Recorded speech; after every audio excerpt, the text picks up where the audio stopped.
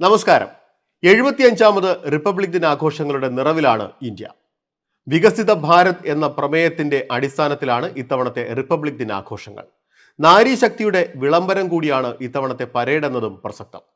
പരമാധികാരം ജനങ്ങളിൽ നിക്ഷിപ്തമാണ്. ഇതാണ് റിപ്പബ്ലിക് എന്ന വാക്കിന്റെ അർത്ഥം. രാജ്യം പരമാധികാര രാഷ്ട്രമായി മാറിയതിന്റെ ഓർമ്മപ്പെടുത്തൽ കൂടിയാണ് ഓരോ റിപ്പബ്ലിക് ദിനവും.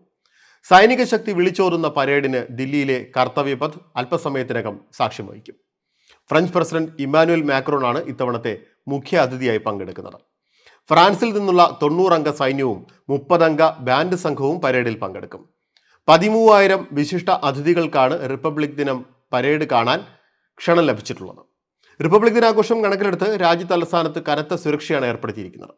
മെട്രോ സ്റ്റേഷനുകൾ, റെയിൽവേ സ്റ്റേഷനുകൾ, വിമാനത്താവളം അടക്കം തന്ത്രപ്രധാന ഇടങ്ങളിൽ സുരക്ഷാ പരിശോധന കർശനമാക്കി. പ്രധാനമന്ത്രി ദില്ലിയിലെ യുദ്ധസ്മാരകത്തിൽ പുഷ്പചക്രം അർപ്പിക്കുന്നതോടെ ആഘോഷങ്ങൾക്ക് തുടക്കമാകും.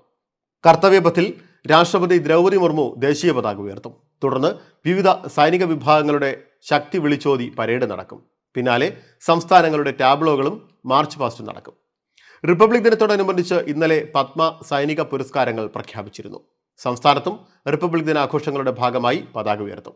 രാവിലെ 9 മണിക്ക് തിരുവനന്തപുരം സെൻട്രൽ സ്റ്റേഡിയത്തിൽ ഗവർണർ ആരിഫ് മുഹമ്മദ് ഖാൻ പതാക ഉയർത്തും. നിയമസഭയിൽ രാവിലെ 9:30 സ്പീക്കർ എൻ ഷംസീർ പതാക ഉയർത്തും.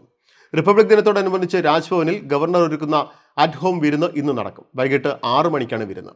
മുഖ്യമന്ത്രിയെയും പ്രതിപക്ഷ നേതാവിനെയും ക്ഷണിച്ചിട്ടുണ്ടെങ്കിലും ഇരുവരും പങ്കെടുക്കുമോ എന്ന കാര്യത്തിൽ ഉറപ്പില്ല.